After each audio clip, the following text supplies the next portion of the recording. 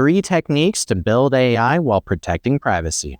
There is tension in the AI industry between protecting privacy and building great products. For a variety of reasons, such as the need for data to train your models, the ease of testing new techniques and platforms, through to the need to validate and quality control your AI results.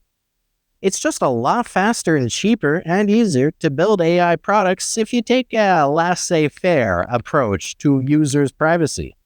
For those who are willing to invest more to make a more private product, here are 3 ways to build AI while protecting user privacy.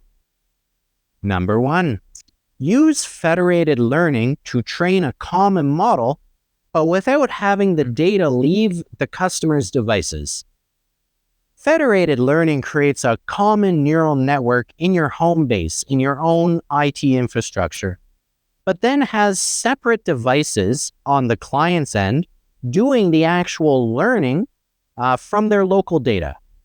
They only report the changes that they make to the neural network back to the home base rather than transmitting the data itself. This protects user privacy while allowing a centralized model to be built. But before you declare this a panacea, it seems like the perfect technique to protect privacy, consider that it has major downsides, such as the bandwidth usage, huge data architecture complexity, significantly slower training times, significantly slower R&D processes, the need to use a large amount of the customer's compute power, the difficulty in measuring accuracy, and so on and so on. So this technique of federated learning is generally best for larger teams working on smaller models. Number 2, use entirely home-built datasets for your AI. This is a common path that many companies take. They build up their dataset from sources other than their customers, so they never need their customers' data to train their models. Now, if you go this route, you're still going to have challenges around how you quality control and validate your models. How do you know whether your AI works in the real world on real customer data without using real world data from real customers? So for best results, you need at least a small amount of real world data for your measurement. You can get this data by having internal employees use your own product. You can also offer freebies and inducements to, say, 1% of your end users in exchange for them sharing their data with you. This is a great way to get the small data set that you need for quality control while protecting the privacy of 99% of your users. Number 3, minimize the use of third-party AI platforms.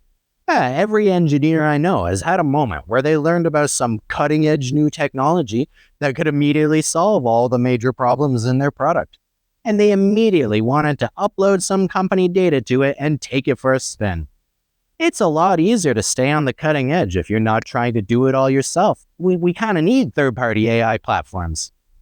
Unfortunately, the more third-party tools that your company uses, the larger your vulnerability surface is to hackers and leaks of your customers' privacy.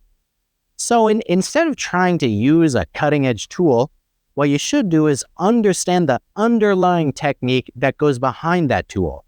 More often than not, whatever cool product you just found is based on some recent scientific paper that you can find on websites like Papers with Code. You often get a less polished version than the readily available commercial off-the-shelf product, but it is something you can integrate into your own product for free. All 3 of these techniques make an implicit trade-off. They require investing more money in engineering and data collection in order to accomplish the same results with more privacy. It can be worth it, though.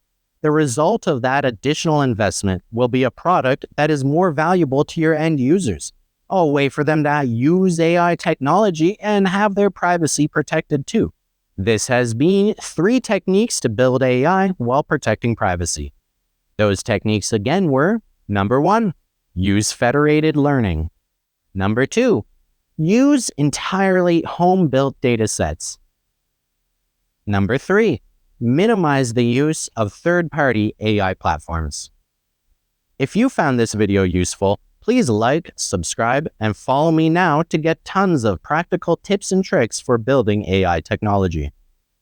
If you need help building AI technology, check out my website and book a free consultation.